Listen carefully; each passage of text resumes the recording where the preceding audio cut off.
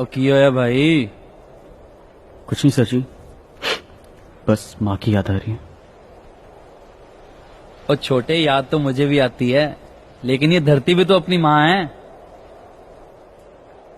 दिवाली गए कितने दिन हो गए?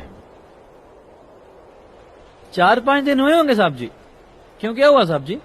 नहीं नहीं, कुछ नहीं, ऐसे ही। बेटे का अपने हाथों लिखा खत आया था। कह रहा था कि पापा, इस दिवाली बम दुश्मन के साथ नहीं, हमारे साथ फोड़ना। बड़ा ही स्वीट है जी। हाँ। देखो, रब ने चाहा तो अगली दिवाली घर पर ही मनाएंगे।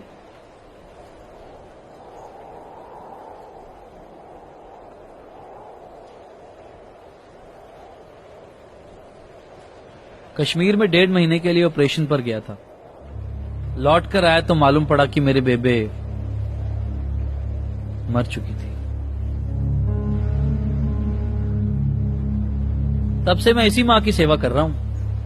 तेरी तो फिर भी 2 माएं हैं। रो मत, खुश रह। तू फौजी है और फौजी कभी रोता नहीं है। बस यही सोच, इसी सोच की वजह से लोग हमें इंसान नहीं पत्थर समझते हैं। फौजी के दिल थोड़ी होता है। कौन कहता है? कुछ चीज है जो धड़कती। कोई किसी कॉलेज में जाके चिल्ला चिल्ला के माइक पे कहता है कि इंडियन आर्मी रेपिस्ट है, और हजारों की तादाद में लोग उसका समर्थन करते हैं।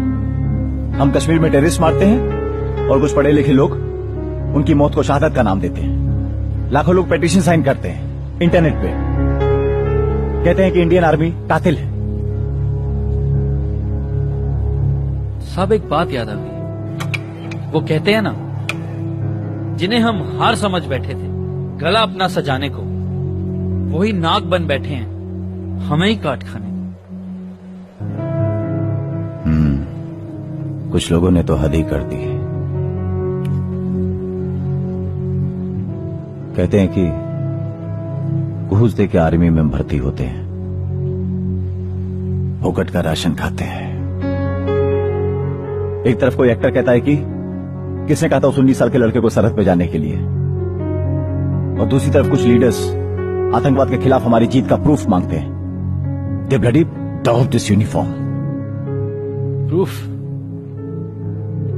अब हम सबूत दें कि आप सब इतनी आसानी से हर रोज बिना किसी प्रॉब्लम के कैसे हक मूत लेते हैं।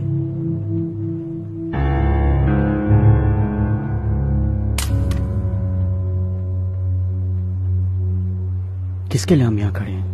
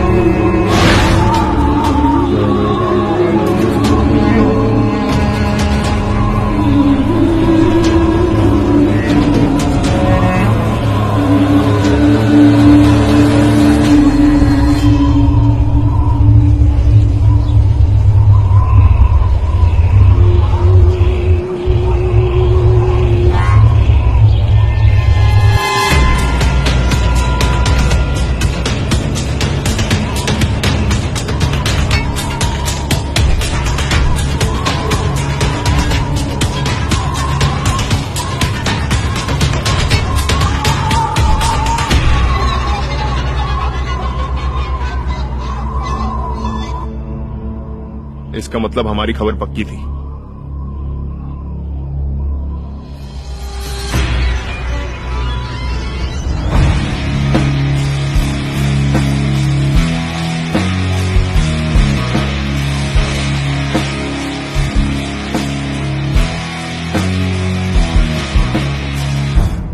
वीर जी, सरहद वाली माँ हो या घर वाली माँ, किसी एक माँ को तो बलिदान देना ही पड़ता है। एक काम करो, तलाशी लो।